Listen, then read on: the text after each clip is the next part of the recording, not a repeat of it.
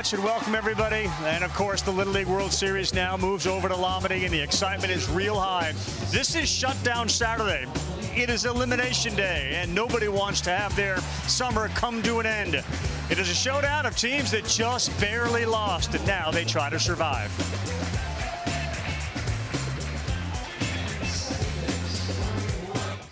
Ladies and gents, this is the moment you've waited for. We said remember the name, Kenley Rasmus. Gone. That matches the Monet Davis record.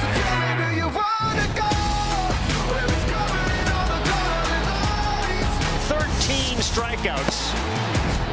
It's up the middle that gets through. They're coming out swinging.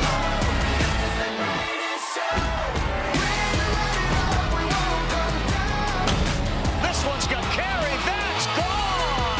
Anthony Sullivan over everything.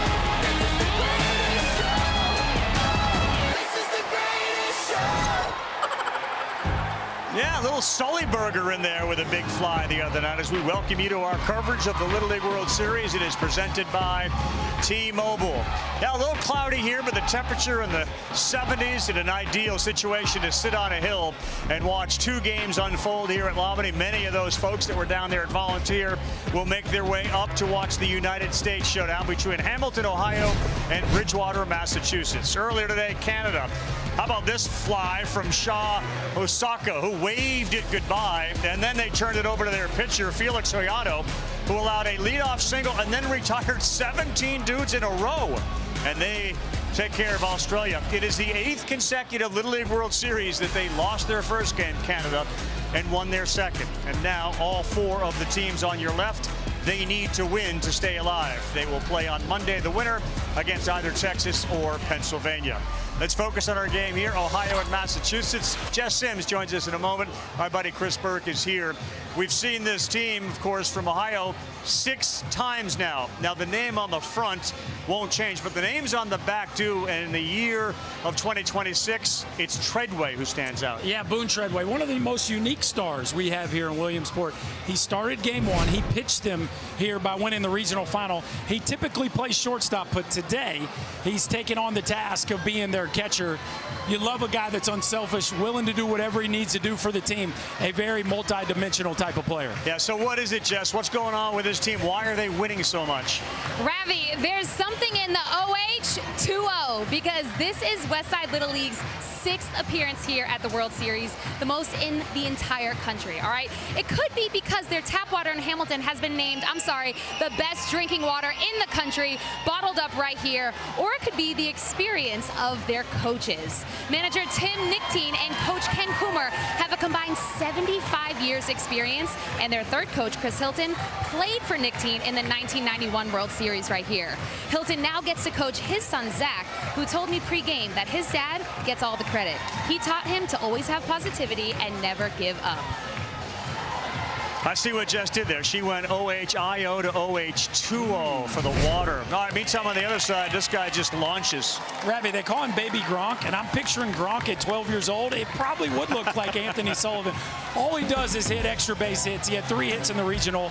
They were all extra base hits. And then against maybe the star of the Little League World Series so far, Mason Rincon, he hits one way out to straightaway center field. Gronk's flexing around the bases. They're hoping he gets into another one here this afternoon. Well, Gronk certainly knows what championships taste like, and Massachusetts hopes they still have a chance to taste the title. Ohio, they've been here before. They're trying to leave with a victory today and even more. Our first pitch with Jess Sims, OH2O, and Chris Burke comes up when we come back.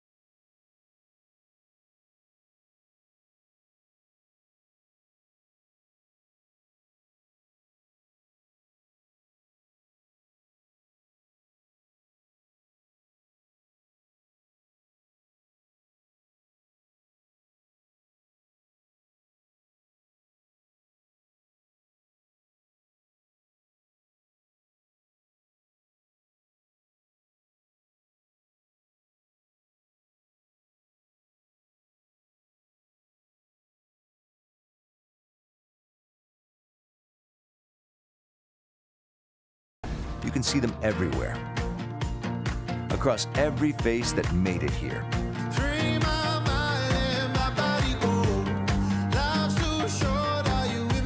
Because the biggest smiles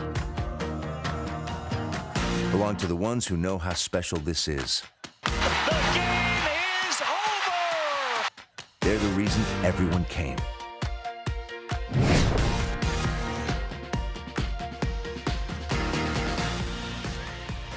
They sure are, man. It's always about the kids. It's about their teammates. It's about their coaches. It's about their towns. Hamilton, Ohio knows all about the Little League World Series. Bridgewater, Mass. Welcome to the party.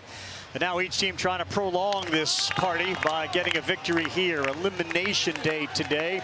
The big leaguers show up tomorrow, so these kids will live out a dream, getting a chance to mingle with some of the major leaguers from Atlanta and Milwaukee. Let's meet the kids before they come to the plate from Hamilton.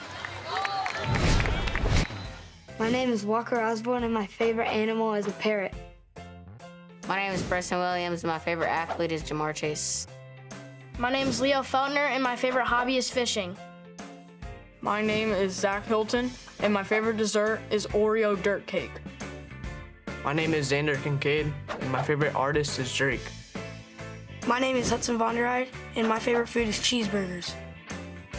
My name is Ben Treadway, and my favorite hobby is collecting baseball cards. My name is Bobby Frazier, and my favorite artist is John Party. My name is Finn Dykes, and my favorite actor is Chris Pratt. My name is Caden Trent, and my favorite school subject is science. My name is Jack McAdams, and my favorite player is Shohei Ohtani. My name is Josiah Infante, and my favorite actor is Tom Holland. Heartbreaking loss for the Little Leaguers from Hamilton, Ohio. They led Nevada 5-2 in the bottom of the fourth. They got 2 in the fourth, 1 in the fifth, 1 more in the sixth. They pushed all the chips in trying to win that game, and they just were unable to pull it off. But this is the lineup of 12 that they will throw out there today. And it's a good offense, an offense that showed a whole bunch of power in regional play as they hit 13 extra base hits, including 4 home runs. So especially those top 5 hitters, you got to be very, very careful for. And Luke Schlattz will be the one who gets the opportunity to try to pitch to this talented Ohio team. An all-around athlete, plays quarterback, plays lacrosse, used to play shortstop, catches when he doesn't pitch. So typically a strike thrower, had some trouble with command in the regionals, but this is a pitching staff, Ravi, that is very stingy. Only gave up 4 hits and 1 run in the regionals and just 2 the other night. So an excellent pitching staff here from Massachusetts. Luke looks locked in. Meantime, the first guy he's going to face is Boone Treadway, who's got an older brother, Brooks. And as he said, I get to see my team better than his because I made it to the World Series. So you got Brooks, who's 19. You got our guy who is 12 in Boone. And then, of course, you got the dad who's responsible for growth, and that's Brian Treadway. And he likes to stand out beyond the fence, kind of typically in right center. I don't know if that's an approach thing. Just tell Boone, hey, look, hit it right to me. Hit it where I am, yeah. Yes, but he's usually in all black. We saw this in the regionals as well. So he's consistent, standing out there beyond the right center field wall. A little bit more of a breeze today, Berkey, than we've seen over the first 4 days here. It's kind of coming in from right field. Should help a ball hit from the left center gap to the line, I think. Looks like we're going to line up with a more conventional defense than we saw last night. Left fielder is playing straightaway left, and Tristan Lee. Morin in center. Mombalor, who is the great starting pitcher, is in right. And here comes Luke Schlatt's first pitch, and he plants it right in the glove of Callan Goodwin, and it is 0-1. So they have Cam Hutchinson playing shortstop today. Eamon Hines is at second. Things get moved around the deeper you get into this tournament, and that's another one that's in there. And just like that, Boone Treadway's behind 0-2. That's the strikes they want to see from Mr. Schlatt's. Defense has got to be on their toes a little bit. We expect to see a lot of balls in play today. And there's one to third, fielded cleanly, McGough. Nice play. That was hard hit off the bat of Treadway. And there's one down. That was not an easy play. And McGough chose to get in front of it. You see here a ball hit to his left. He gets in front of it, stays down, uses that throwing hand to secure the catch, and then a bullet across the diamond. Oh, a little tip of the cap. You love to see it from your pitcher. Of course you do. I love that, and I love the fact that we may see some more action today on the field. Xander Kincaid is the left fielder. Schlatt's 3 pitches, 3 strikes. Just off. Kincaid, one of these first timers here for the Ohio club and one of the best athletes on this team. Put on a show in the regional going 6 for 9 with a couple long ones. Super twitchy, athletic kid. He hits a ball in the gap. He's probably getting 3. There are the numbers that Berkey talked about. Berkey saw the regional as well.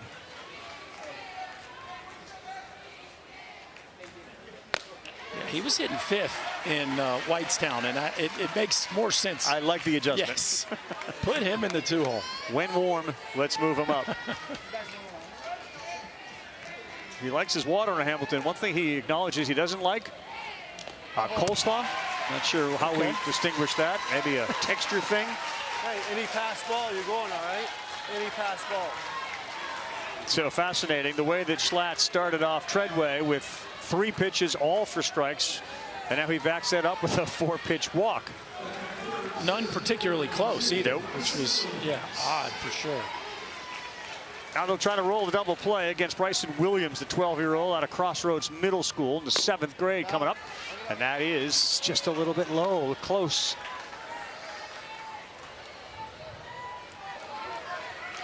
Love a multi-sport athlete, football and basketball. He'll bury some Mike and Ikes before each game. That one misses on the inside. So Schlatt is right around the plate, but not getting the calls. It's 2-0. I'd stay patient here if I was Bryson Williams. There's one. Of course, no straight stealing in Little League. You can only come off the bag at first, second, or third once the ball crosses home plate on a 2-1. A little bit down, 3-1.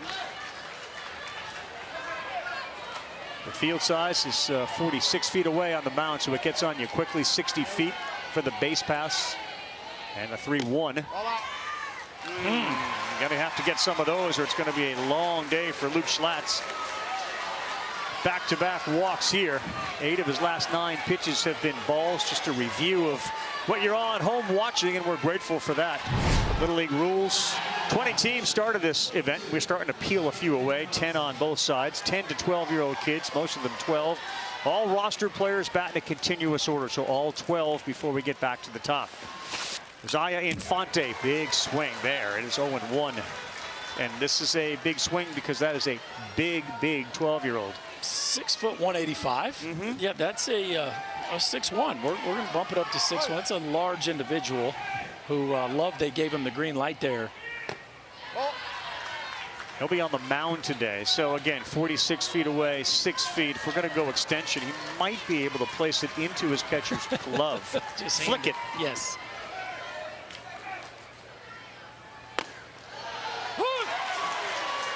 Okay. 1-2. He went up top a little bit there. The Ohio coaches didn't come up with what I consider to be the most original nickname. They just call him the big boy. It's fair. It fits. Yes. 1-2 breaking ball. Boy, it was his best breaking ball, and a good job by the big boy to foul it off. Yeah, you could tell he was uncomfortable there. A little front door bender that just froze him up. A nice emergency hack to stay alive. Schlatt's looking for a hard hit ground ball, maybe spin a double play. Josiah will play football and basketball, and he'll hop on a four-wheeler when he's got time. 1-2, end of the bat, and it spins foul instead of coming back into fair play. And you got a couple pitches to play with here. I would keep trying to see if you can get him out in front with that breaking ball. Really no reason in a 1-2 count to throw it for a strike. So Berkey, you got 5'1" on the mound, 6'1" at the plate. Isn't it great? It is great. On the ground to third, step, throw high, and that could be a mistake. Coming to second, now held there, and they got him at second base, and he is out before any run scores. Boy, Josiah decided to try to go to second on the overthrow from McGuff. Meantime, Xander Kincaid got hung up between third and home. Wow, it looked like this play was going to end up costing Massachusetts. Instead, it gets him off the field. You see the force out at third, the errant throw, but Infante decides to take the extra base. He's out by a mile, and Massachusetts gets off the field without a run.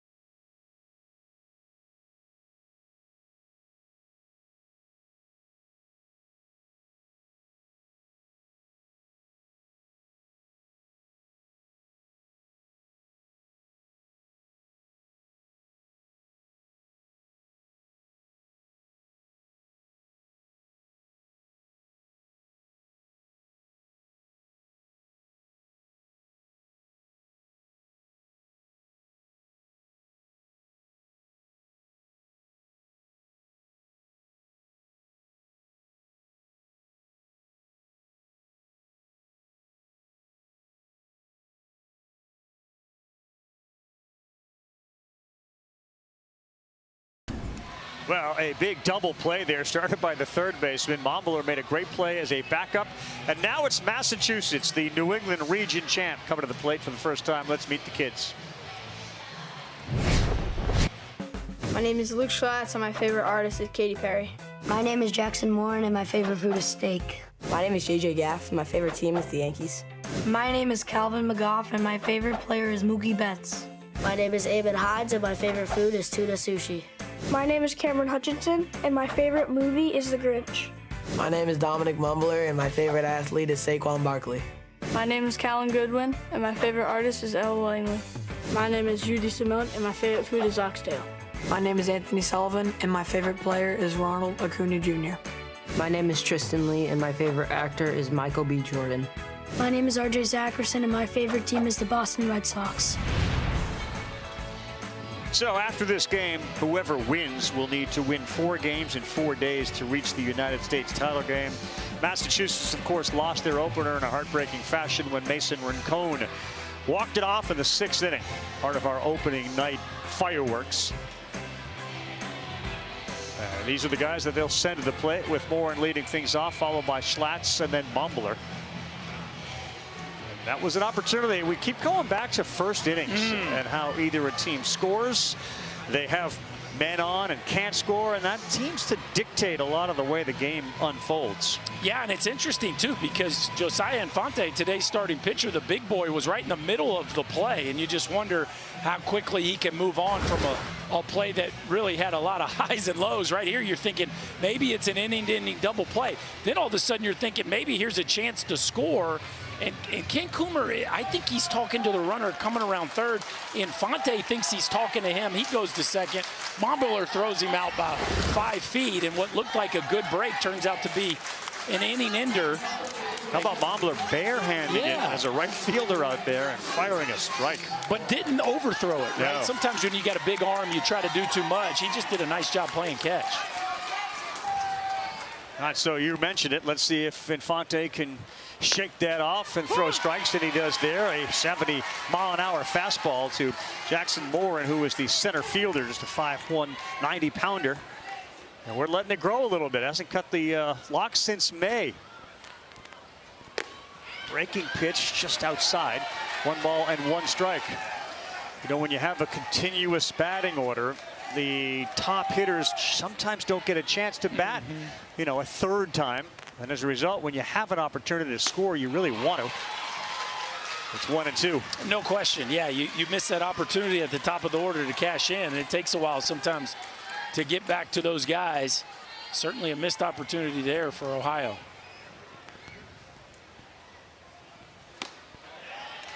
A little down, 2-2. Jackson Morin. His grandfather was the creator of Bridgewater Little League, and his dad wears a memorial pin in honor of his grandfather. Fist bumps him before his first bat every game. It lets him know that Grandpa is with him every game. May not be a Little League without his grandfather. 2-2 and out of play. Yeah, you'd love to see the lineage there. And the coaching staff just raves about Morin as we take a look at the spatula. How about that? Love that. We're flipping something. Burgers, pancakes, we're flipping something. The golden spatula. It sounds like a bad day at the plate, but it's actually... 2-2 blooper, and it is caught by the shortstop Leo Feltner. Guys, Jackson Morin's great-grandfather that you were just mentioning, he was on the board and he was the president, but he was also in the snack shack, which is why you just saw that golden spatula, because no one could do it better. He's left such, obviously, a huge legacy. The Bridgewater Little League complex was named after him, and Jackson also fist bumps a pin of him that his dad, who's coaching right now, Ryan, wears. That's a great story. Here's Slats and everybody that's watching this and has either played Little League or is currently coaching or watching as a grandmother or grandfather. You know, if you're involved in Little League, you're doing a lot more than just the baseball stuff. And to his credit as a founder of the league, the idea that he's sitting there in the grill room and using that spatula comes as a surprise to absolutely nobody. Look at that pin. How about that?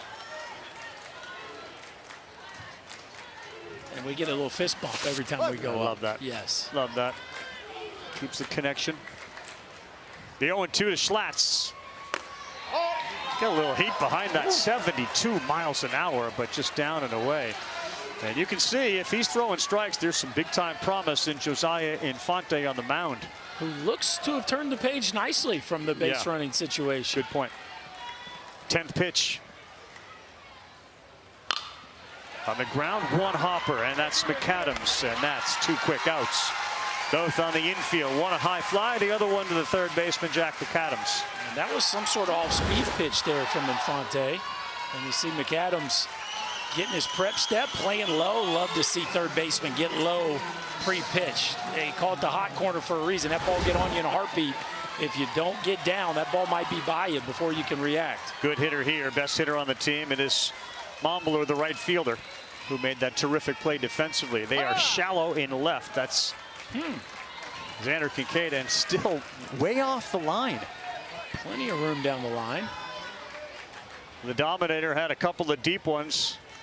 He's hit 8 over the summer, and this one is just lifted high, not out of the ballpark. Watch it. 2 collide out there, combine, and it looks like it's the center fielder, Williams, who's got the ball, though nobody has shown it yet. Who's got the ball? Bryson Williams, you got it? Yeah, he does. He just threw it out of the mound.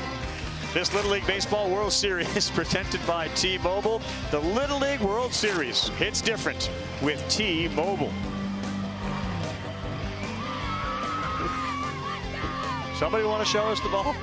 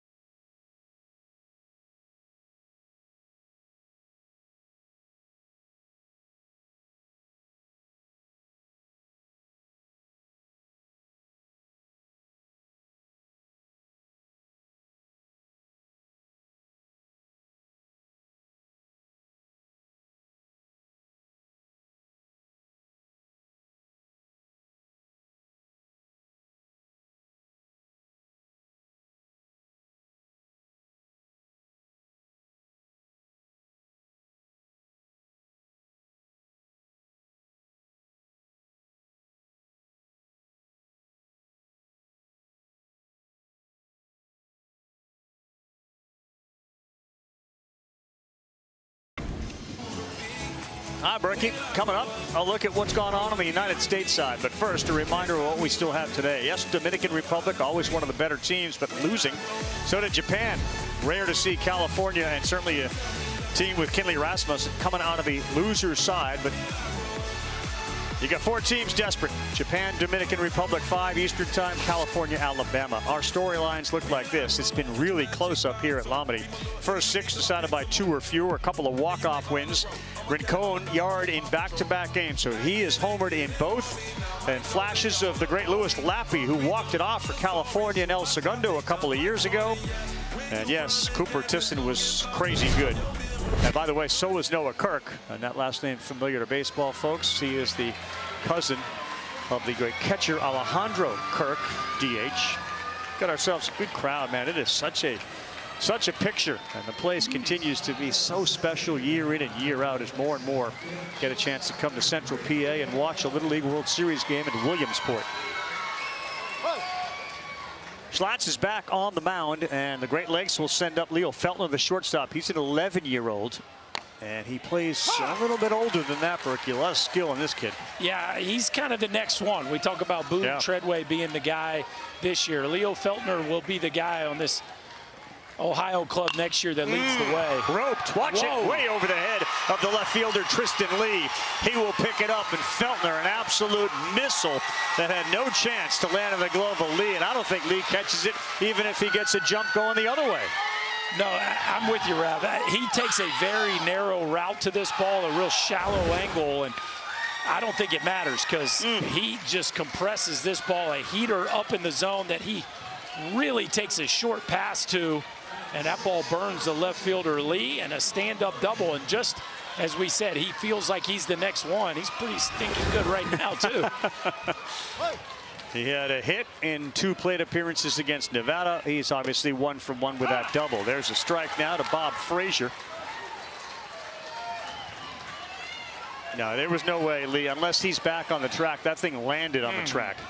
In the blink of an eye, too. In the blink of an eye. That's a good catch. Massachusetts went wheel play with the third baseman trying to crash. The shortstop Hutchinson was covering third, and give Callan Goodwin behind the plate a good deal of credit. That thing was destined for the backstop. If you're going to do the wheel play, though, the first baseman needs to be crashing. Why is only the third baseman crashing? Yep. So if you're trying to throw the guy out at third, you should be, there's nobody to worry about at first base. You should have both corner guys crashing. The guy at second should be covering first base. Really odd that you would have the third baseman crashing and not the first baseman. Of course, now with 2 strikes, looks like they're not going to worry about it. But that, somebody's not doing their job there on the first base side of things. So Frazier will step back in with a 1-2 count against him. Swing and a miss, and Frazier is gone. That's a big strikeout, aided by the bunt that went foul for Luke Schlatt's. Yeah, sometimes these eliminate, really all these Little League World Series games. So many times it comes down to situational at-bats. Bob Frazier unable to get the sac bunt down. We got a pretty good stare-off going there. A little bit of a smile. Because these kids do mingle, man. They're in the barracks together. They're in the cafeteria together. Outside on the pitch to Jack McAdams, a 12-year-old. Another multi-sport athlete. He is a soccer player. He plays basketball. And he's fluent in French, so he checks a lot of boxes. On the ground is short. That one ate up to shortstop Hutchinson. Fielded out there, and holding at third base is going to be Feltner. All right, let's get into it. What could Cam Hutchinson have done to make that play a little bit easier for himself? Yeah, so to me, you got 2 choices. You either body it up or you drop step and get your eyes behind it. Watch, he kind of does neither. He doesn't body it up, but then he doesn't get his eyes behind it. So if you're going to drop step, you got to really get deep and try to get your eyes and nose behind the baseball. Watch here. You got to retreat as much as you can and make that hop as long as you can, or you just body it up and keep it in front. But at shortstop, that's a tough play if you don't catch it clean. Keep that in front, and the runner is not advancing to third base. He's still at second, and you got to force at any base but home. But if the goal is to get an out, I don't mind the choice, but you got to execute that with a little more depth. It would have made the catch much easier. Chance for Walker Osborne. They had a chance in the first, and they ran themselves out of it. He tried to lay a bunt down. That's a foul ball, and it's 0-2. The infield has kind of given up a run on anything put in play on the ground. Something to remember too, Rav, is when Schlatt goes to the mound, the whole infield defense changes for Massachusetts. So typically, Schlatt is catching, and Goodwin, the catcher, is at shortstop. So it definitely changes the dynamic of this defense. Yeah, 0-2 look out. Did that get the bat or did it get him? It hit the bat. Foul ball. It's almost as if he had dropped the bat and somehow it hit the bat. Now that's about as unlucky as you can get. I mean, that ball is going nowhere, and it hits the bat and saves a run. Saves a run. A lot of ways that could have come back into fair territory. And then we would have had all heck breaks loose. 0-2 on the ground to second. They're going to have to be quick. They get it to short, to first, no. And the run will come in. It's 1-0. Walker Osborne does what he has to do. Does lead to the question, if you're a Little Leaguer and you got a guy at third with less than 2, do you just play the infield in to try to maybe cut a run down? To me, this is why you do play the infield in. It just, look, that's as clean a 4-6-3 as you can turn, Rav, and he's still safe. And so, you know, you allow a run without the benefit of a base hit to try to get a double play that's probably not in the cards. Because, again, if you can't turn that one, you're probably not turning it. So Massachusetts plays the middle back and ends up allowing a run. In there to Finn Dykes. Count goes to 1-1.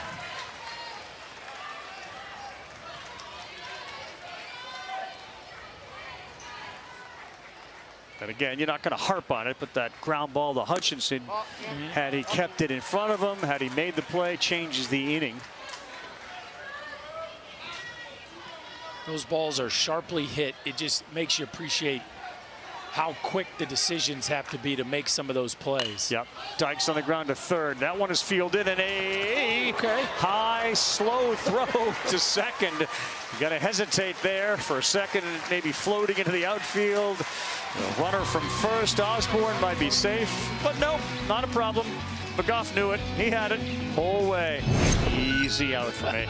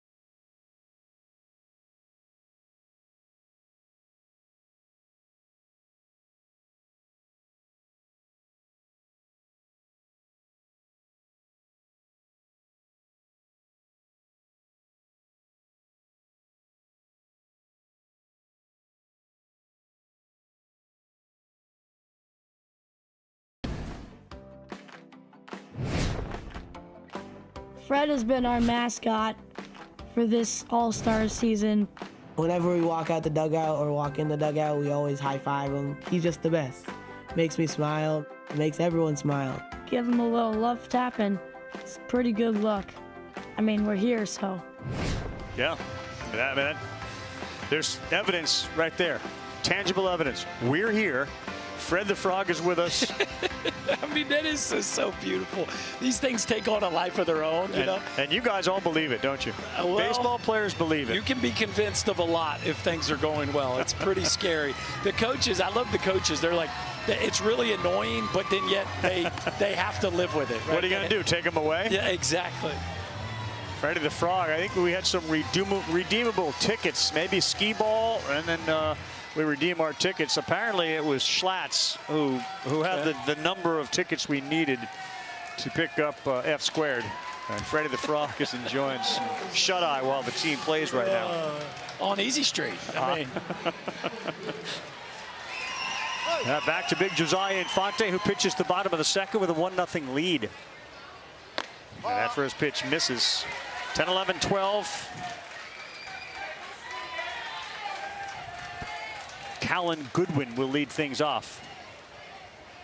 And that'll be Jude DeSimone and Cam Hutchinson, the shortstop, 2-0. You got him 1-2-3 in the first. A couple of balls on the infield and then a fly ball to center field off the bat of Mombalor.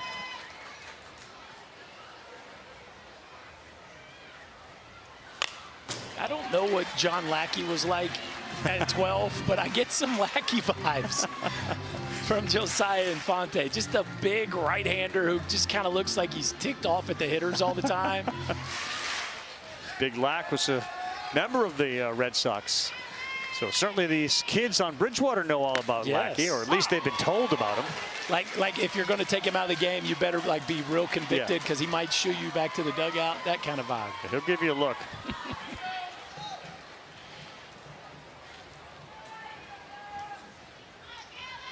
Two and two. The fastball's been working. Not there.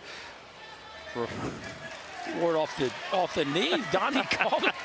It didn't even blink. Boone Treadway opting not to catch the ball. Just I'm going to opt out of this one.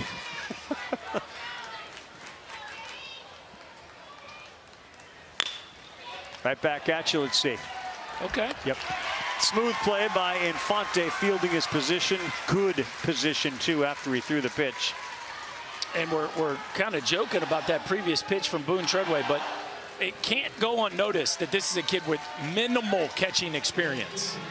Catching on Little League Baseball's biggest stage against a kid throwing 72 miles an hour. He's making it look pretty steady for a kid who hasn't been back there much. For sure. I think Donnie Cottle, our home plate umpire, though, would prefer if you're gonna miss one, that one is okay. But when he's throwing 72, yes, I need you to catch it. I need you to opt in on that. I need you to try to make the play.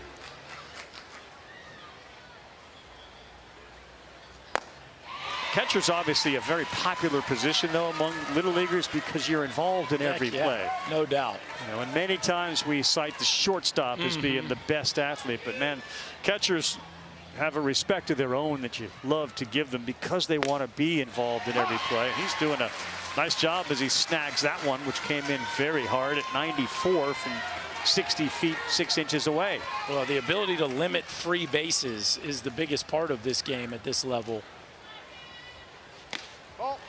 And if every time a base runner reaches, he can just get to third because of wild pitches or pass balls, offense becomes a lot easier. But if you got a catcher back there that can lock it up and keep the ball in front of him, it can really change the game.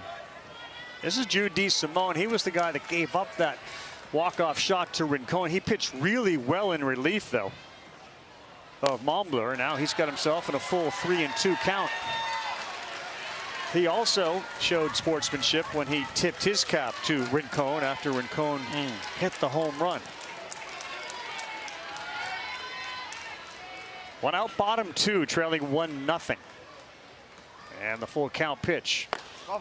Good job by DeSimone as he earns the walk, and that is the first base runner for Massachusetts. If you'd like your child to experience the teamwork and fun of Little League baseball or softball, visit playlittleleague.org and enter your address to find a Little League community program near you. I think the Burke boys visited the merch shop today. So if I look a little skinnier, there's a reason for that, I think.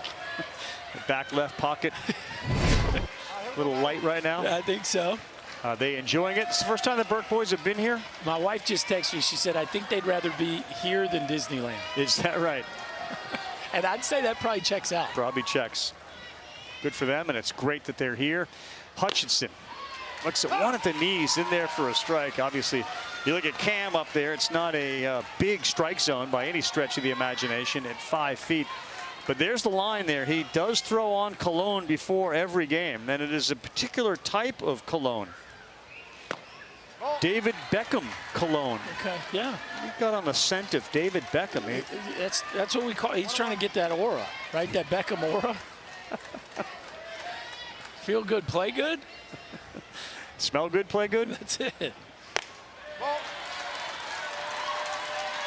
And you know, I don't think Infante's ever going to be the guy that's accused of working too quickly. But as he misses the strike zone, the pace really starts to slow down. Even his windup is slow, right? And honestly, I think I kind of like that. There's a lot to sync up there with that big a body at 12 years old. I like how he takes his time. It'll be interesting to see how he transitions to having to pitch out the stretch when runners lead off as he progresses in the sport. 2-2 here to Hutchinson to the backstop, and DeSimone will head down to second base. Go back to the cologne thing as a guy that's been in clubhouses. I mean, I certainly have been in many a major league clubhouse. There is no question that's a thing. I mean, there are many a player. I remember Reggie Sanders. Remember Reggie Sanders? Of course. My goodness. I mean, he smelled like a counter, you know, a cologne counter. He also looked like a male model. So he sure did. He sure did. That's a walk, but that's a thing. Yes, that's a thing. Again, whatever you need to do to get your vibe. I've seen guys sit in their locker and watch nothing but their own highlights. right? Which is similar to putting on cologne. Right, You're trying to feel good. Let's go from the stretch. Relax, no emotions. Go from the stretch, not missing by much. You slung it a couple times, all right? Go to stretch, less motion, up, go, all right? You're going to get the signs from me. That way the guy at second base doesn't do anything. Got it?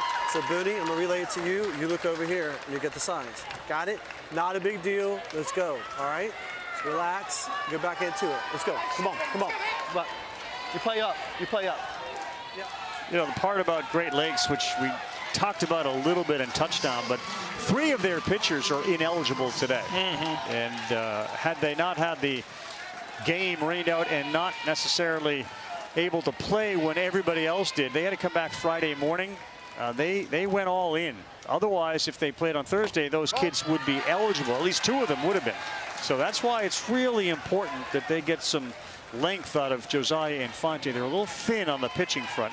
Yeah, these are the guys that can't pitch today, and those are their 3 best arms. But Infante's certainly talented arm, and they feel good about Bobby Frazier at first base. He could definitely help them out too. It was a big piece of their regional trip to get here. So there is depth with this pitching staff, but definitely unfortunate that the rain delay cost them an opportunity to have a couple others available. It's 2-0 to RJ. The outfield is incredibly shallow right now against Sackerson.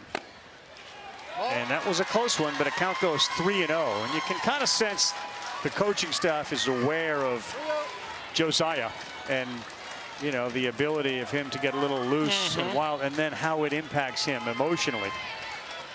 10 of the last 12 pitches he's thrown have been balls. This feels like an auto take for Sackerson. Yeah, it might be the next 2. I'm not sure how many Little League coaches ask a player to take 2. Once you just took 1, certainly the energy down there from Dad was, we're ready, we go. Okay. He was swinging. And that's the pitch you want to pull the trigger on. Yep. You're kind of keyholing him for something middle, and that's what he got right there. Just swung over the top of it. 1-out opportunity here for the team from Bridgewater, Massachusetts. And the 3-2 on the way. That is a good one right on the corner. Good pitch that time from Infante. And his body language flipped immediately after picking up that strikeout looking. Yeah, that's a nice pitch right here.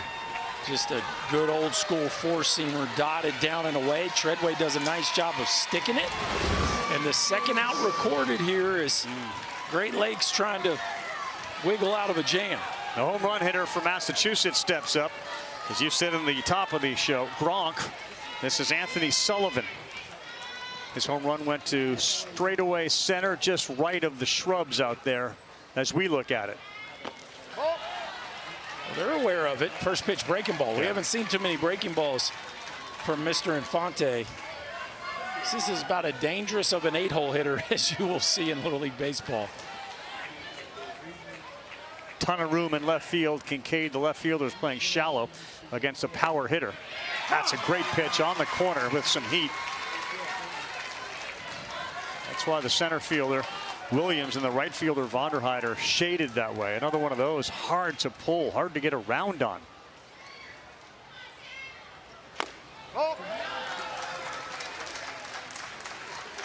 Well, his last 4 hits, baby Gronk, have all been for extra bases. In the regional, he had 2 doubles and a triple. Of course, here in Williamsport, he already has a homer. 3-1. Threw that one a little harder at 73 miles an hour. This is a very important plate appearance for Massachusetts, given Sullivan's abilities. And down a run. 40th pitch of the game. He's got 85 to play with. Oh, had the same reaction. That thing was sitting right there. Big swing by Anthony Sullivan, comes up empty. Yeah, Josiah's mom's got some anxiety for sure. That is Alicia. And a big 3-2. Another one on the corner. He freezes the last 2. Mom's excited. She can breathe a sigh of relief. We got ourselves coming up to the plate, and Josiah got us out of it. It wasn't easy, but when Josiah Infante needed a big pitch, Boy, did he deliver. Paint! A little dust off the edge of that dish. Ohio gets off the field.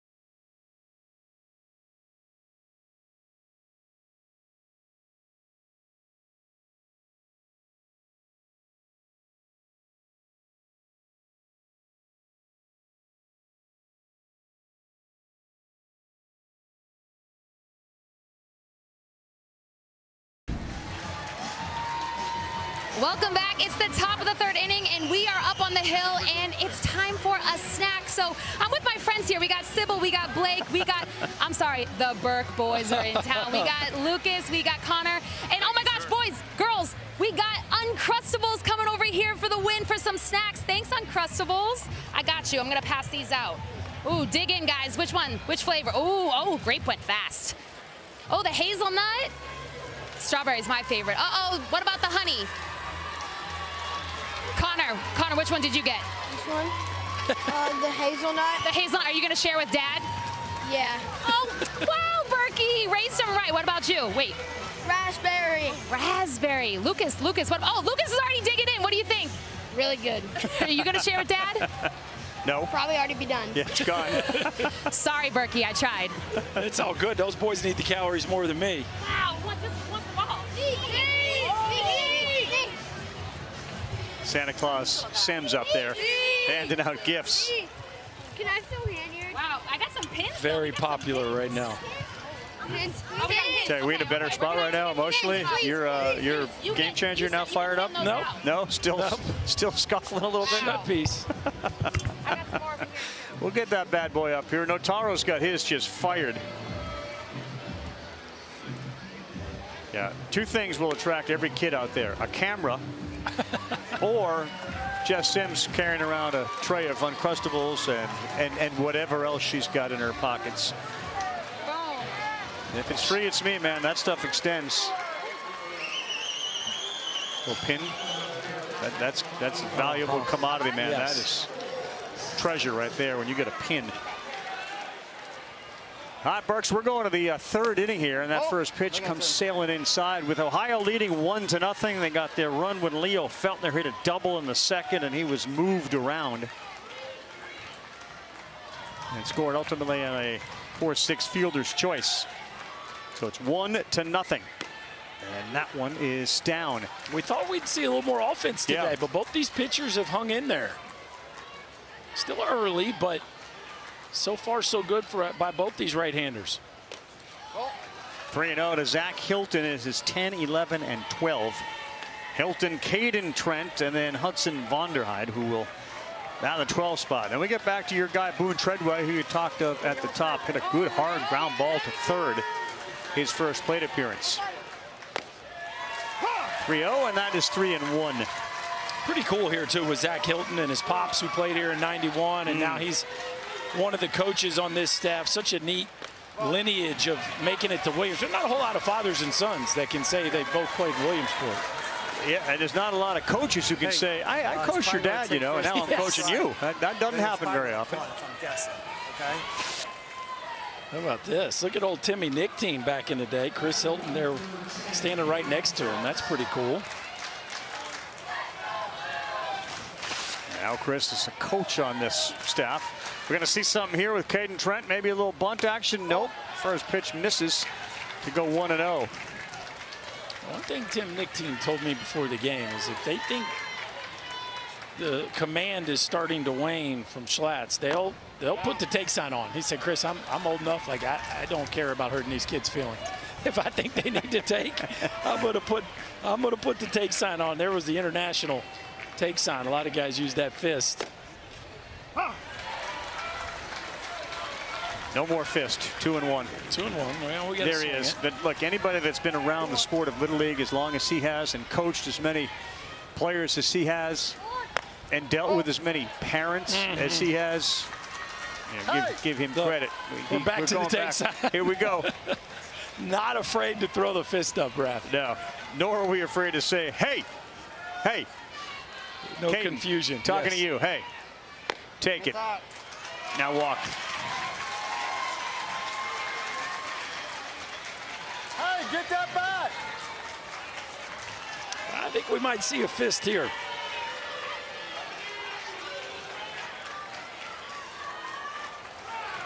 Well, we got our last hitter here. We got a little meeting coming up here on the mound. So Luke Schlatt's has lost the strike zone a little bit, and you can't afford that in a must-win game. Listen, right? We gotta just bring it in a little bit, right? Try to use the defense, guys, right? Any base, we're looking to get out, right? Take a breath. Take a breath. You're all right. All right, you're good. You've been doing fine, dude. Right? Guys, it's a 1-0 game, right? Ground ball, step on a bag. All right, we're all right. All right, we're all right. Get behind your pitcher. Let me hear you guys cheering him on. Come on.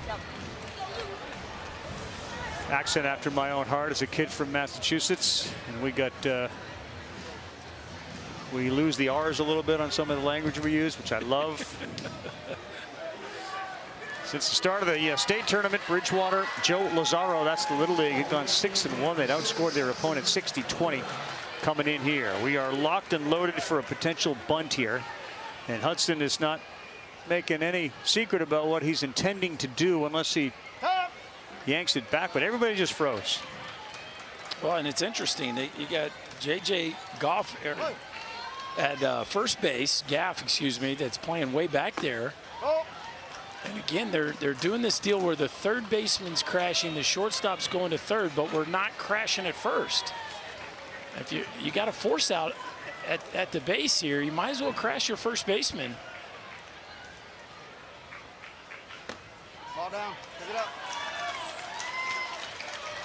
Interesting. I mean, I love how aggressive the third baseman McGoff's playing it. I just like to see Gaff come downhill as well. Not only is it the right play, but it makes the hitter uncomfortable. Well, what it does is it invites the hitter to bunt it away from the kid that's 15 feet away. Correct. It forces him to say, I got to go that way, and there's nobody over there. Which he does. Yes. Beautifully. That's trouble everywhere. Safe at first. Now coming home from third. Hilton, he is safe. And the whole play worked beautifully, and a great bunt by Hudson Vonderheide to get it going. Spoke it into the truth. He saw the crashing third baseman and nobody the other way. Yeah, I mean, again, if the first baseman's crashing right there, I think you pick it up and throw him out at third. Instead, Gaff is at first. He drops the throw. Hilton playing it aggressive. I love Tim Nichtine sending him right here. But you do have to give Vonderheide a bunch of credit. That is a beautiful bunt up the first base line. Gets dangerous now. 2 men aboard. Boone Treadway, leadoff hitter, 2-0. First pitch is a little bit high. Man, the zone is a little tight here today relative to what we have seen. And as a result, you do get a lot of balls. You get extra pitches. And Treadway hit the ball hard his first time up. Run it down.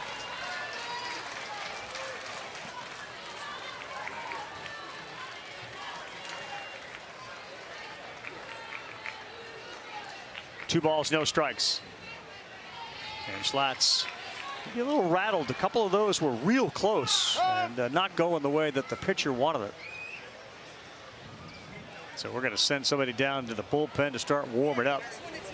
Meantime, it looks like your guy Brian Treadway has moved in. The right center field thing didn't work. Didn't love the mojo out there. Nope.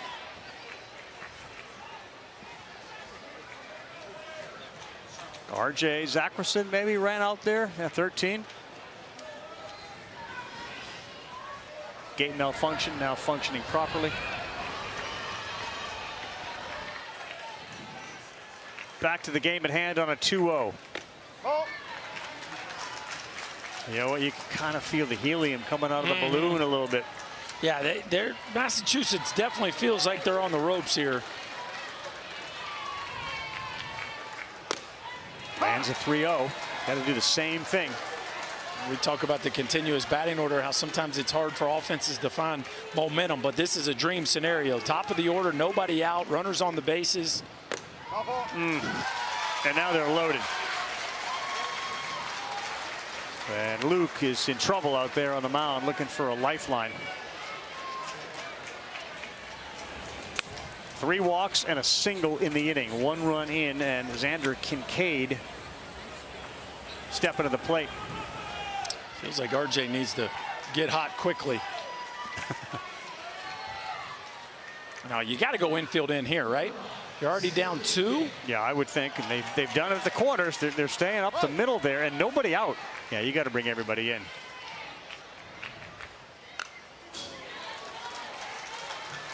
I mean, I get you're at the top of the order, and some of these guys you're trying to play a little bit of range, but you're not turning a double play on Xander Kincaid. He's just too fast.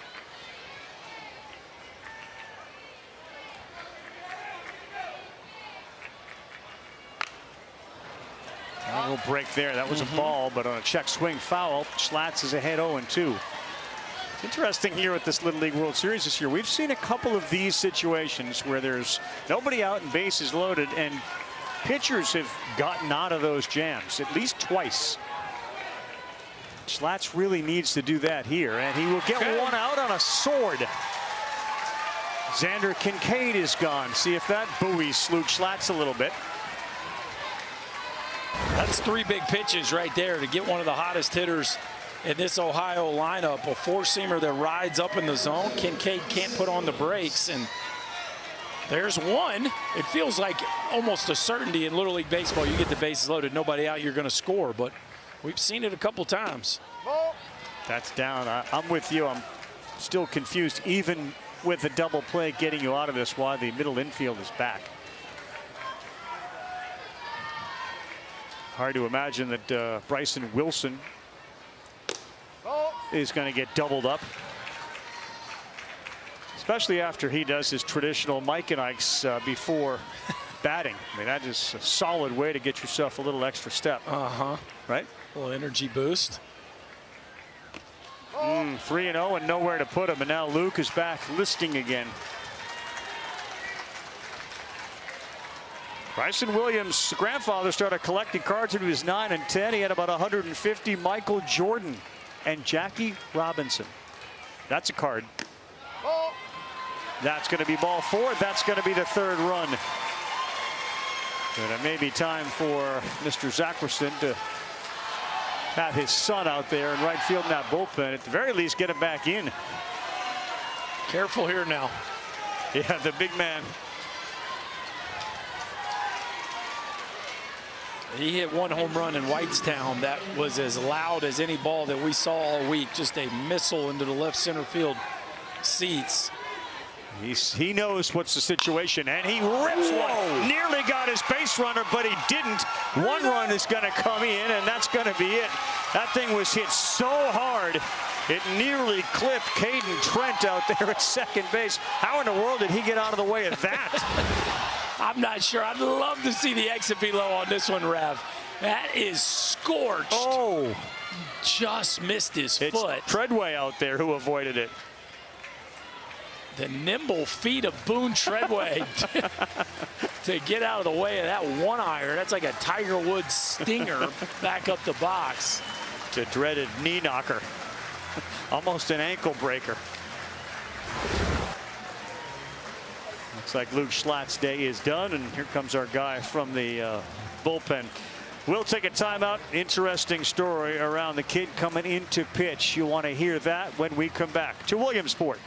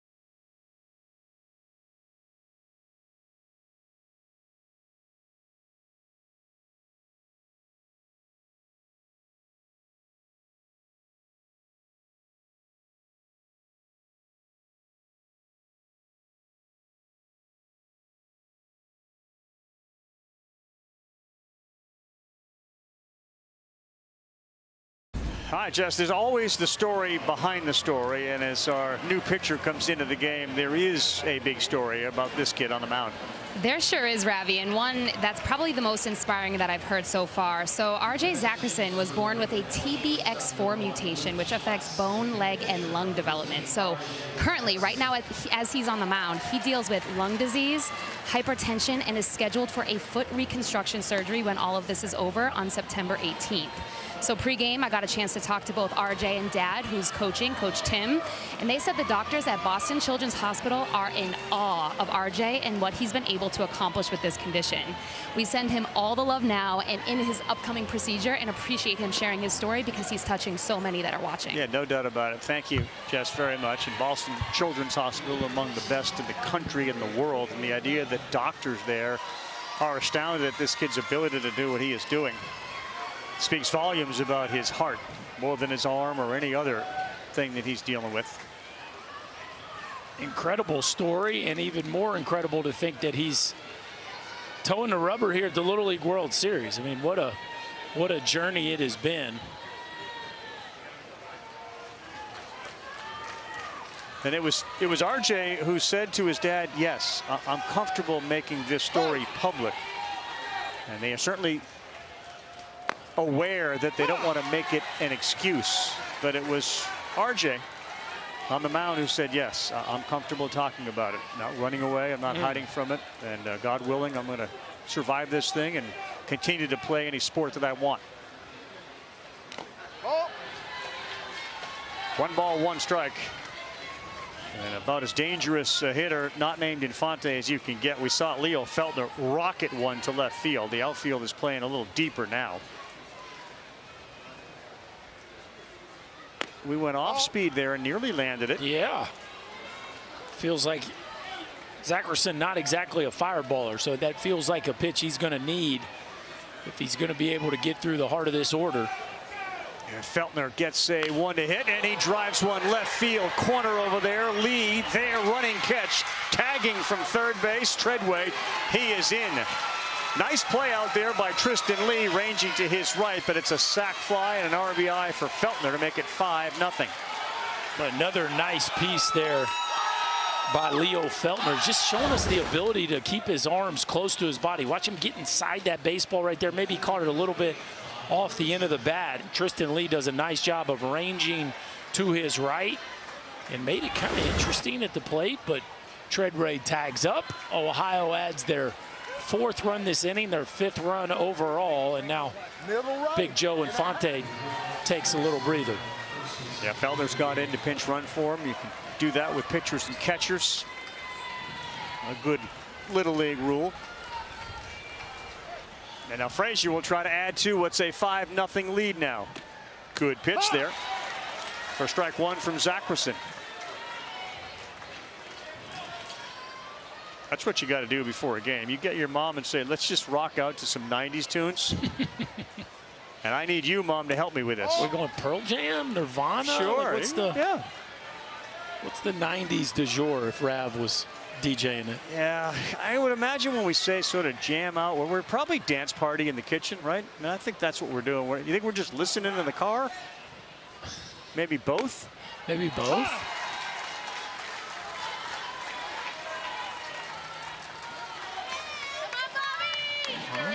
Yeah, could be some 90s hip hop in there. I mean, you never know. That's where I'm going. Yeah, Claire's probably into some Boys to Men acting. That one gets away, going to third base. Good throw, a little bit off the bag, though, was our third baseman, McGough. A steal of a bag by Bryson Williams. And following him up to second base is Feltner, the pinch runner for Infante.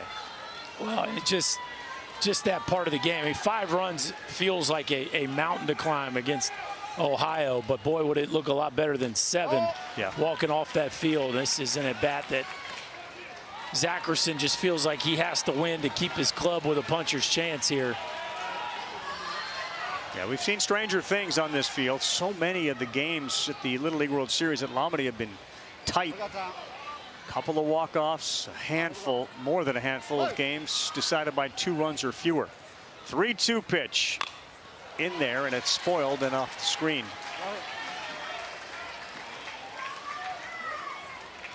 I remember that level for you when you had the real distinction between this guy really throws hard, and then this one just doesn't throw hard, and how you had to make that adjustment. High school was probably the biggest differentiator of that, because you could face a guy throwing 90 and a guy throwing 75. 3-2 on the ground of the shortstop. Bobbled, up with it, fires. Safe is the call. Schlatt's threw a fastball over there, but just that little hiccup may have allowed Frazier to beat it out. And we'll see that the New England team may want to take a look at it, because he said, we got a challenge, let's just look at it. Yeah, it looked like Schlatt's was going to get him, but Bobby Frazier, he quick steps it here at the end. Look how quickly he gets this last step down, Rev. Ooh, I don't know. Maybe sure they did get him. Not sure he got it down in time. Quick step or not. He keeps his feet low to the ground, and he hits the front of the base. All coaching points that you want to give a youngster, but man, that is close. Really close. And everybody becomes an umpire. You have your first base coach umping safe. You have the base runner waving those arms safe. If the call stands, Williams would score, and it would be 6-0, as the scoreboard says, still subject to change.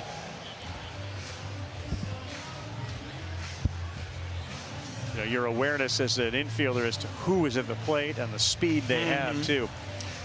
Well, and Schlatt has the arm to make up for a bobble. He just didn't quite finish that catch, but then he was really good at barehanding and making as strong a throw as possible.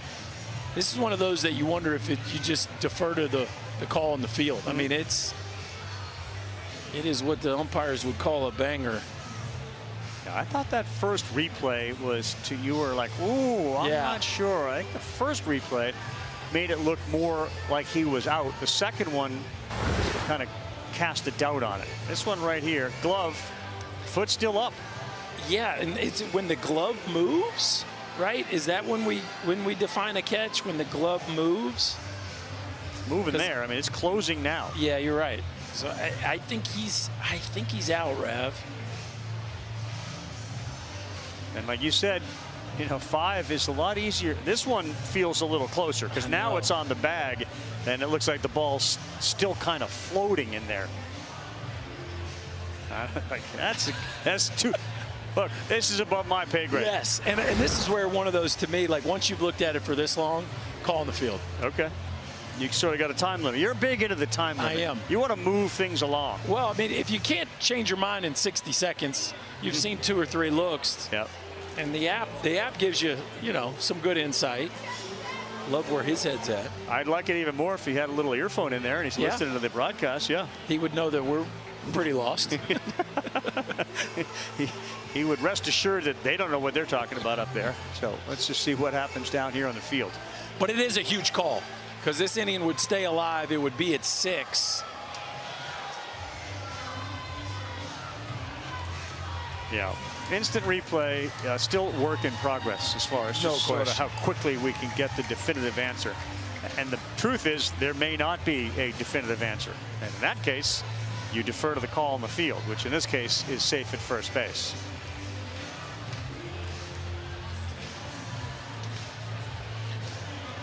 All right, as we wait, and I keep my eye on the officials, a reminder, Little League Classic action is here. The Braves, the Brewers face off tomorrow night in Williamsport, 7 p.m. Eastern time on ESPN and streaming on the ESPN app. Well timed. Here comes the call. Safe is the call. Yeah, as you said, deferred to it. They do get the 6th run, and good speed, and as you said, teachable moment for Little Leaguers. Frazier didn't high step it. He low stepped it in there. Yeah, don't jump at the base. Keep your front foot low to the ground. Hit the front edge of the base. It's your quickest path to the bag. And now Jack McAdams with runners at first and third. See if they get any play going here. And they go straight down to second, and we stop, and then we throw to the pitcher. So now 2 more are in scoring position. Well, yeah, and now not being off the field, you start, that run rule starts to become. Yeah, it starts to creep in. I know we're just in the 3rd, but you start thinking about Ohio's got a chance to get to 10. Well, now they're going to get to 7, that's for sure, and it is 7-0 is sliding in safely. Is Feltner the pinch runner?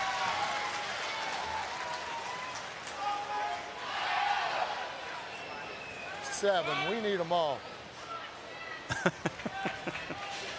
Spoken like a guy that's been around Little League Yes. for a long time. As many runs as you can acquire. Moving all the way to third base is the speedy Frazier. And McAdams gets one and golfs it out of play.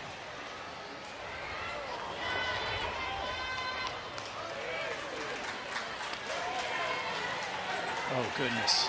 Look at the cheeks on that one. The Little League gear is beautiful. So good. So good. Good job, Mama. 1-2 and another one that's going to go screen. Anything you've observed that you've liked about the Little League play so far this year, whether it be pitching or hitting or fielding, anything that stands out to you? Yeah, I think the breaking balls have been impressive. I think we always see some velocity, right? Guys throwing between 72 and heck, even yesterday, somebody from Panama hit 80. But I think the pitchability of some of these big arms is what's blown me away. Oh, look out, here he comes, and it's 8-0. Like a little cross up there between Zackerson and Goodwin. And now to your point, the old 10-run rule starts to really enter the picture. And these, unfortunately for Massachusetts, are just mistakes. You know, you saw the Hutchinson error out there at shortstop. A couple of wild pitches. That looked like a mistake. A cross-up ended up being a pass ball. But now the bases are empty. And McAdams, he's looking at a 2-2 count. Yeah, you got to get to 15 to run rule it after 3, but it is 10 after 4. And so Ohio has certainly put themselves within striking distance of that. Massachusetts going to have to pull off some sort of crazy comeback here to get back in this ballgame. Still, they do still have plenty of at-bats, though. All right, we're straightening it out a little bit. We've got one over the roof. We got one high off the screen, and now we got one a little lower off the screen. He's proven that he can pull the baseball. He's trending in the right direction. A great crowd here too, Berkey, as they get set for the second game between California and Phoenix City, Alabama. If you haven't seen Kinley Rasmus, she's a phenomenal player with bloodlines that go MLB deep. This one is to center field, shallow. The wind's got it, but a nice running catch by Jackson Morin as he comes in, leaves the hat. Bobler will pick that up for him and hand it off. And yeah, in an 8-0 game, it is a little bit more time now to go and hit the hill.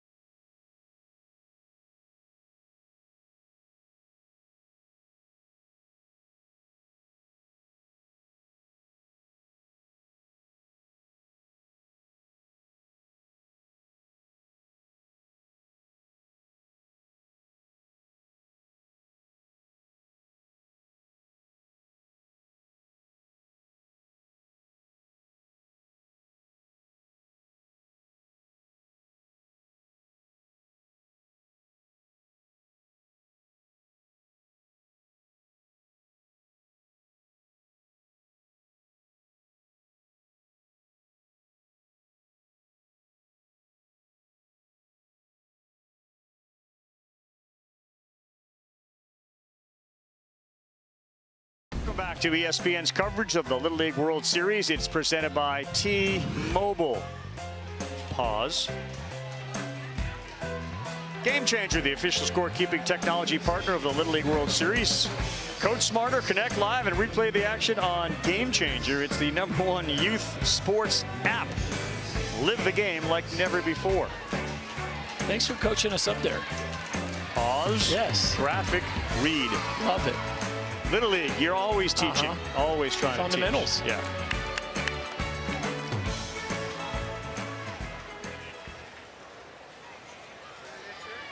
All right, Berkey. So Infante's sitting here at 41 pitches. Team's got an 8-0 lead. This is a team in the losers side of things. Yep. So the quicker you can get somebody back, the better off you are. The next threshold for him will be 50. Caden Trent is now the catcher. Feltner's gone to third base. Your guy Boone Treadway is at shortstop.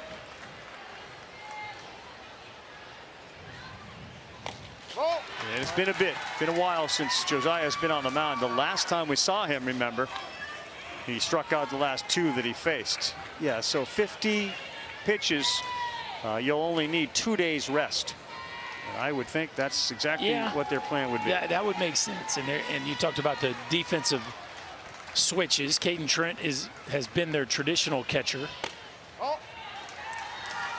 Tip of the cap to Boone Treadway, though. He was solid back there. He was really solid, and you could see the athleticism. I mean, there were some balls down and away that he was able to snare. It'd be real interesting to see if Boone Treadway is approached like, how'd you like it? You know, what'd you think about catching? Well, for a kid that is their ace pitcher and loves having the ball in his hand, I'm certain he enjoyed it. I think so, yeah. There's a couple of kids here who are hockey goalies that catch as well. You understand sort of the blocking of the ball mentality. 2-2. You know, my dad and my brother were both catchers. Were they? And my dad didn't want me to catch. And why? I could run, and he was worried it was going to beat up my knees and whatever. So I used to always beg the coach to let me catch because, you know, your dad and your brother were catchers. You wanted to catch when I was young. And the guy would never let me catch whenever my dad was around. And so I played in a game once where my parents had like a dinner function and weren't there. No. And you caught. And I talked to coach, and they had to leave their dinner function, Rev, because I ended up in the emergency room. Because it turns out you shouldn't reach the glove into the zone before the hitter has decided if he's going to swing or not. So you got whacked on the back of your hand. And as you can imagine, I never caught again. That was it. He has done it now 3 consecutive hitters. He feasts on that outside corner, and a good pitch there from Infante. 47 pitches. He rung the lawnmower up there too on that one. He's found a little swagger here in the latter part of his outing. J.J. Gaff now next up. He is the 10th hitter in the order. They have yet to get a hit. They've had 2 base runners, both reached via the walk. I would say as a kid who grew up using like an A2000 glove, which was clearly way too big for my tiny hand. When I had a buddy who had a first baseman's mitt, I thought it was the greatest thing that I've ever tried. I love the first baseman's mitt. And then somebody got me a catcher's glove, and then I fell in love with the catcher's glove. I thought the catcher's glove was the coolest thing. I would just play catch with the catcher's glove, partly because of the pop that the ball made when I hit it. I love that. But the first baseman's glove made you feel like you can't miss a ball. Sure. And then the catcher's mitt was great. Did you actually put the tools of ignorance on, or just enjoyed the mitt? I regret it. Yeah, okay. I kind of regret it. I did like it. No, I was sort of the hot corner guy, and that was almost sort of enough to dissuade me from playing baseball. Because, of course, the fields, man, you get some rockets and bad hops out there. Called strike 3, and the lawnmower is back. Yes.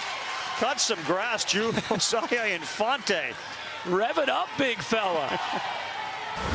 We're starting to see some smiles, and there's the pitch threshold. We're going to see him exit the ball game, but what a heater to finish on. Here we go right here. This is a good look at it. Rev up the lawnmower. Yes, sir.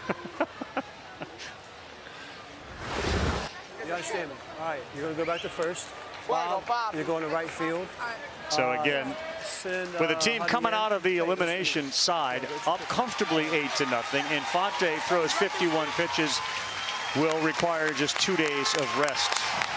Mom and Dad delighted by what they just saw. And because he's prone maybe to starting a lawnmower, there may be a chance to say, you know what, you like doing that so much? You cut the grass when we get home, son. I like where you're at.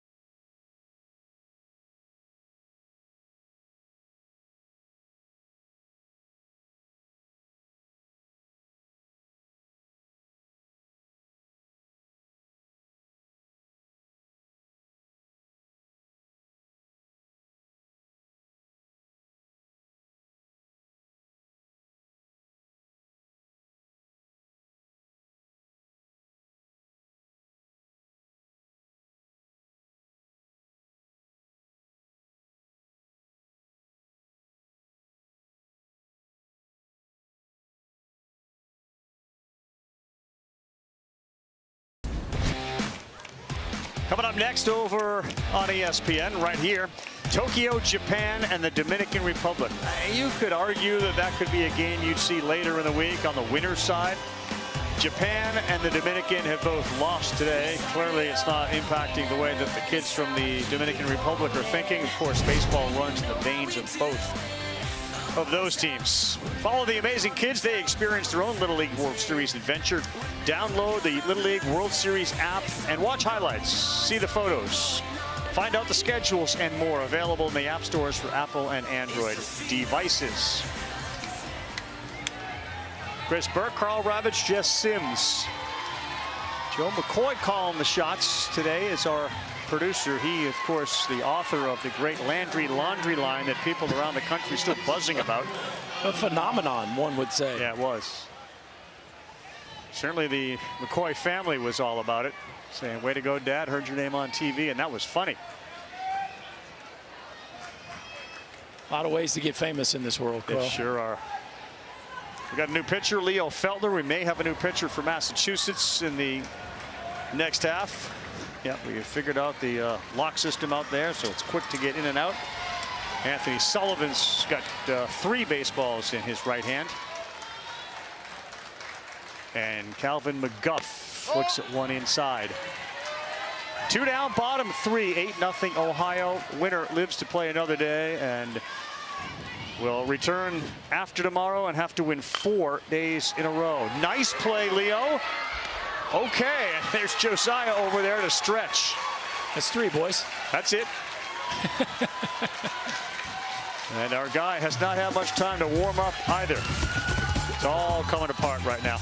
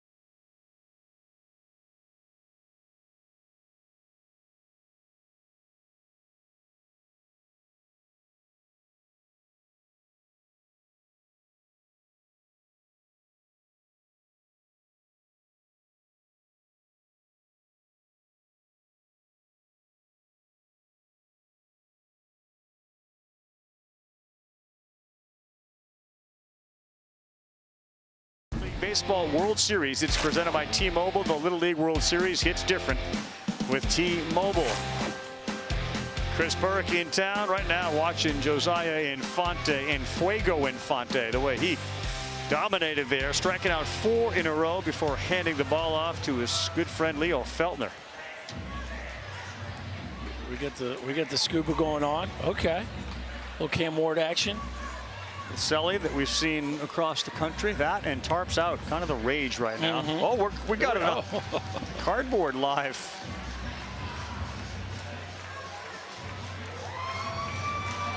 That's pretty impressive to go 2 across a little piece of cardboard. The mud is almost completely dried up. Yeah, we shut down the mud runway. We have shut that down. We've got gates up there. It's a disincentive to try to get down there. No longer available. Runway 7 has been closed.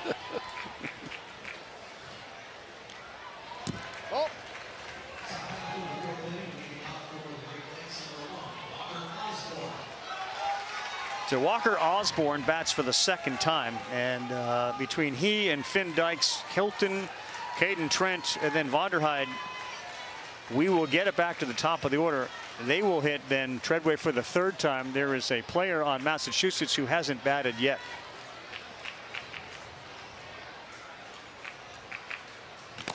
That is a great illustration of how many base runners Ohio has had relative to Massachusetts. You think your guy is down there at 3rd base, Tim, looking to just get on and get out of here, get some runs, see if we can shut him down? We're taking. Yes, and I think, you know, to his defense. Who's up next? Why wouldn't you? Finn Dykes, coach. Yes, he's making sure everybody's ready in the dugout. But to his defense, to make it back from losing game 1, you got to save pitching. Yeah. So if you can get out of here in less than 6 innings, that has to be the plan. Right? Now we might be bunting 3rd base side. You hear me? Till you get a strike right now. And there it is. So till you get a strike right now. So RJ's on the mound here, and we need him to throw a strike.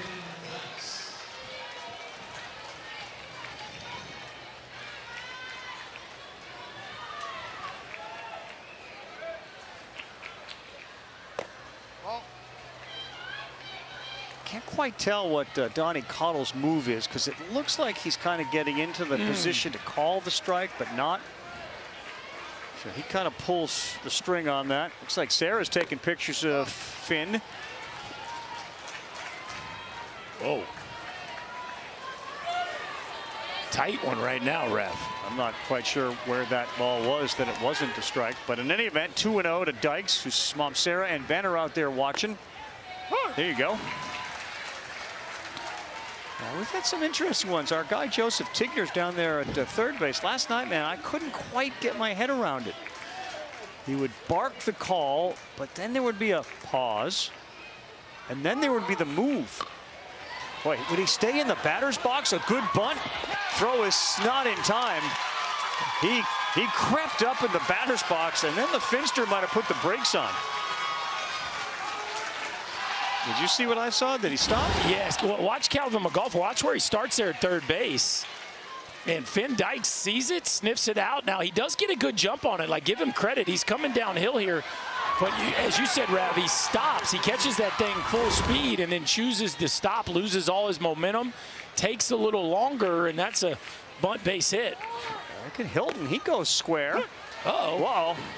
Finn was already halfway to 2nd base. He didn't necessarily recognize that Zach didn't put the bunt down. I was more wondering about Finn Dykes, who bunted it. He moved all the way up in the box. I think he put his foot on the batter's box line. Another one. Yeah, they're playing for a couple here. If they can get 2 in, they get to the magic number of 10. And then if they can hold Massachusetts without a run, this game would be over in 4 innings. But they still got to score a couple. At the bottom of the order.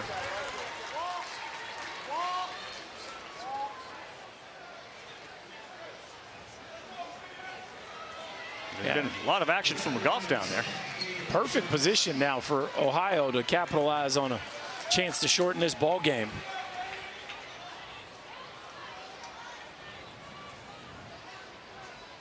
Caden Trent, there have been 14 walks that this Great Lakes team, it's part of coach's philosophy. If look, they're going to throw strikes, then we'll take them. They have been walked 14 times. They've got 12 hits. And I'm sure they're still kicking themselves at the way the game ended yesterday. Man, they had a lead late. Yeah. They were up 5-2 in the bottom of the fourth and couldn't close the deal. Had some defensive plays. I was talking to them before the game. They had some defensive plays they really wish they had back. And that's just the way it goes. They manage the game from a pitching perspective to try to win that one because they know how important it is to win that first one, and it just didn't go their way. The bats went cold. They, maybe some decisions they wish they would have handled differently on the defensive side of things, and they lose a heartbreaker. But a pretty nice bounce back in this one. Yeah. 2 balls, no strikes. Caden Trent's a kid after Tim Kirkshin's heart. He drinks a pregame Mountain Dew. That's the drink of choice. Coming in from third base, and there is no play at home to make it 9. Yeah, that's the biggest concern right now is the inability to throw strikes and then the worry that the ball goes to the backstop. That 10th run is Finn Dykes down there at third base. Hey, no outs, right? Tag on a fly, going on the ground. And if it's to the pitcher, stop and get back. I thought we had one out. Is it by the catcher? Read it. Is it by the catcher? Somebody remind coach. Look out. That is no catcher. There's no pitcher, I should say, on the plate to cover. And that's ball 4, and there is the 10th run. Now, Massachusetts will get an opportunity to bat, obviously, in the bottom of the 4th, but they're going to need to score at least a run.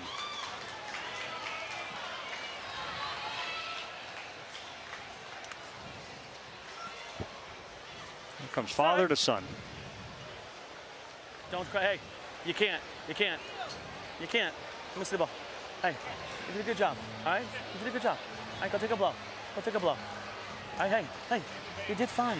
Don't be upset. All right, you're out in the Little League World Series. That's awesome. All right? Hang your head up high. Go take a blow. Come on. If you want perspective and context about the irrelevancy of what's going on here after what Jess shared with us and RJ's story and the physical challenges that he is dealing with, yeah, there's no need for tears. You hold your head up high, son. You've done some things that most people wouldn't even think about doing. We'll take a timeout. Sullivan's on the mound. It's a 10-0 game in South Williamsport.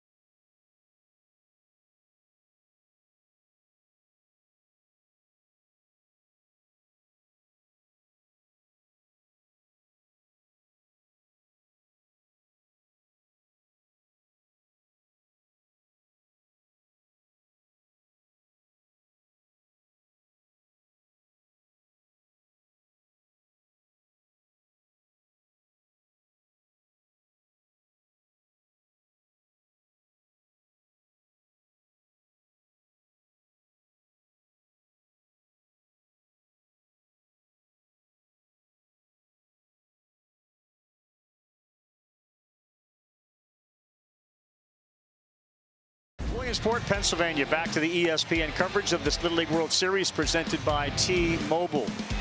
Big boys are in town tomorrow. Little League Classic action is here one more time. First place teams, the Braves and the Brew Crew, face off in Williamsport, 7 p.m. Eastern time on ESPN, streaming on the ESPN app. Early wake-up call for the ESPN crew, who has worked diligently, tirelessly, proudly to present this Little League World Series to you. 9 a.m. tilt tomorrow. Lombardy, then again at 1 o'clock on ABC. Washington and Nevada. Boy, 9 a.m. is a little bit early on the body clock for a team from Washington and Nevada. And then Iowa, New Jersey, Curacao, South Korea on ESPN. Braves, Brewers, MLB Little League Classic on both ESPN and ESPN2. All right, Sullivan is now the pitcher, and he throws one wide. We have one out. We're in the fourth.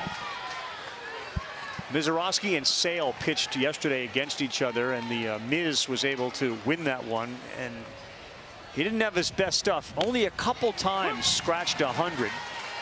Last couple starts, the K's have come down a little bit. 6, I think, in each of his last 2 starts. But an ERA of you know, Bob Gibson-esque, what is it, 168? Yeah, I can't think of 2 young pitchers the way that Mizorowski and Skeens have come in and just dominated the league. And Skeens, you know, the problem with what they did to start is the bar is so high. Like the idea that there's any regression, even temporary, it's like, what's wrong with him?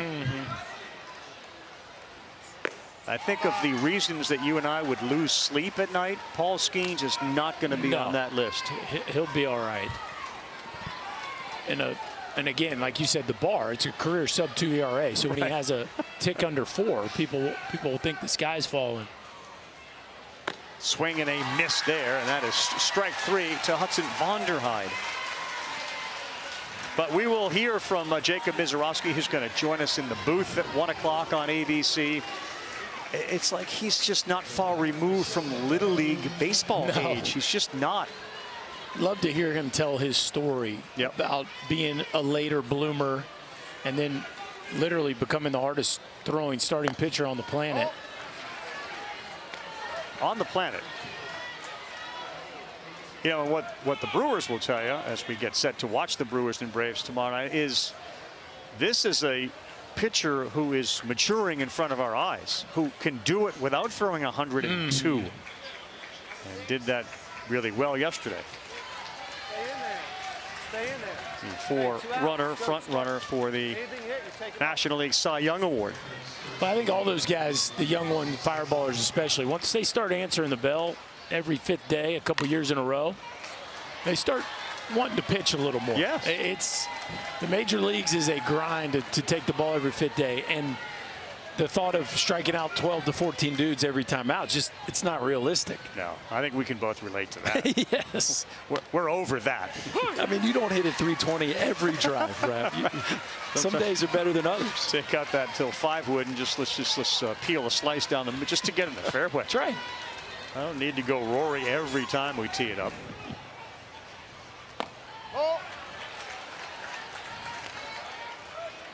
But for Massachusetts and all the teams that exit stage left here, man, what a summer that they have experienced through all their sectionals and regionals and state tournaments. The bonding, the friendships, I think that's arguably the greatest part of the Little League experience for the kids is they will never forget playing with kids that you grew up with, like your town kids, as opposed to other types of teams for youth baseball. This is about where you live and who you go to school with and who you hang out with before and after school and who you're playing with through high school. It's a great experience, and they wouldn't trade it for the world. Who you've been with since you were 7, 8 years old, and the time spent on the road and the high intensity level of the games, because the difference with this Little League deal is there is no next tournament. This is it. Yeah. Yep. For the 12-year-olds, for sure.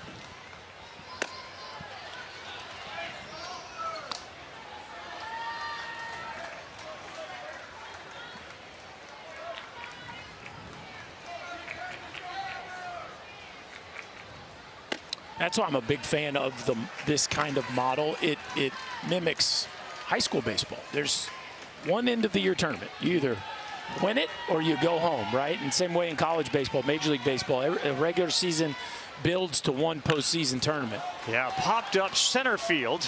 Morin has been really good out there, and he's there to make the play. They got to score at least a run to keep that journey we're talking about going. Bridgewater, Mass comes to the plate when we return.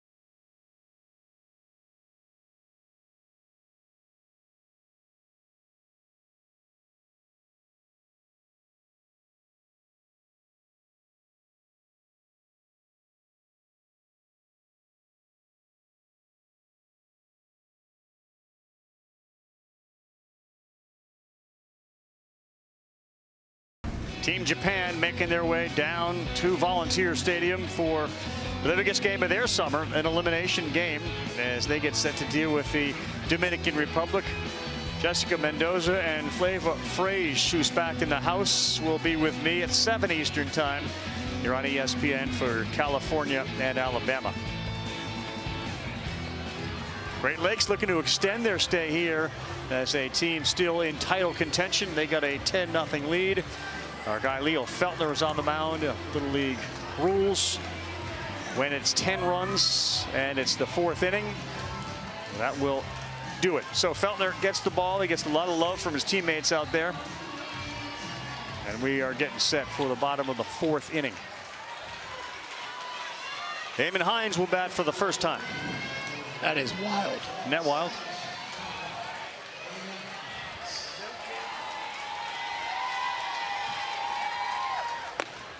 Inside, they do not have a hit. They've got 2 guys that have reached, both via the walk. Jude DeSimone made it to second base. That was as far as he got. And other than that, they have struck out 4 times. They put it in play, and the defense has been up to it. And they got another chance here, and a short hop fielded cleanly by Walker Osborne for 1 out. And to me, if you're Leo Feltner, this is not pitching in a 10-0 game. You should have the mindset of a 1-0 save right here. Like, you're all in to get off the field. Number one, you keep your eligibility live for. Yep. Obviously, they don't play it on Monday, but still, you keep your pitch count limit down. But you don't want this game to go another inning. You got to treat this with the intensity of a save situation. Priority 1 for a kid out there is strikes. That's right. There's 1.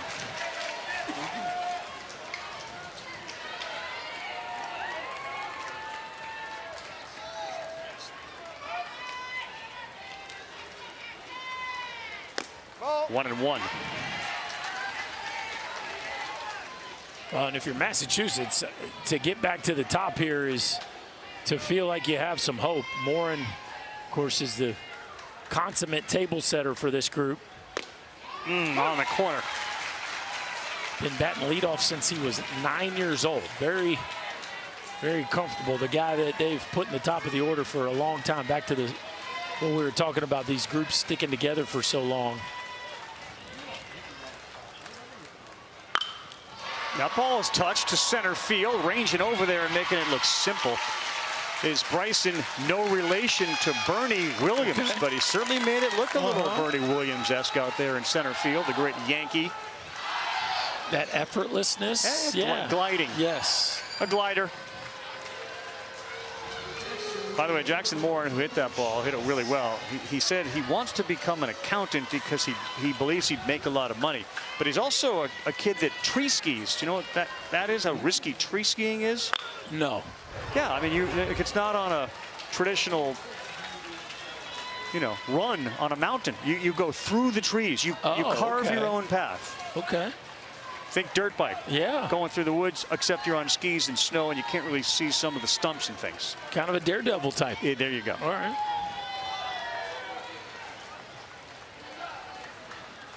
Last chance. It's our guy that started this thing, Luke Schlatt's. And Mombler on deck. So if you're Ohio, you do not want to see him strut to the plate.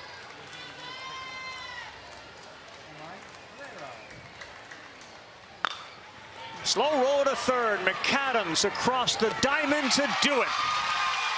And the Great Lakes stays alive. They win it by a final of 10-0. They do not allow a hit, and it ends in 4 innings, ending the summer for the team from Braintree, Massachusetts. Just the second no-hitter in the state's history. And for a coach that has seen just about everything, he'll take it any way he can get it. Westside Little League has been here more than any Little League in the history of Little League baseball, and they will hang around a few more days. They've earned themselves a chance to play on Monday, and UMass, it was a heck of a summer, boys. Keep your heads held high. You gave the folks back home so much to cheer about. Yeah, back home to root on the Red Sox, who are in playoff contention all of a sudden, and start to think about football in the fall. get those books and studies on, but man, you deserve it. Standing ovation from the folks on the first base side who've been behind these kids the entire run here. We'll take a look at our bracket right now with Ohio staying alive with a 10-0 victory. They will get the kids from Bernie, Texas, a bit of a surprise loser, and Pennsylvania will get the winner of our game tonight between California and Alabama. All right, Sims.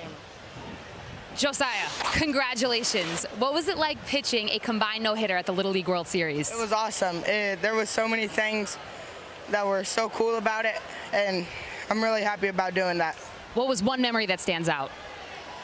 Throwing 3 balls straight and then going back and throwing 3 strikes to strike him out. Woo, we all remember that. That was so good. Now take us back, because yesterday you guys unfortunately lost. You had a quick turnaround. What did coaches say to get you guys ready for today?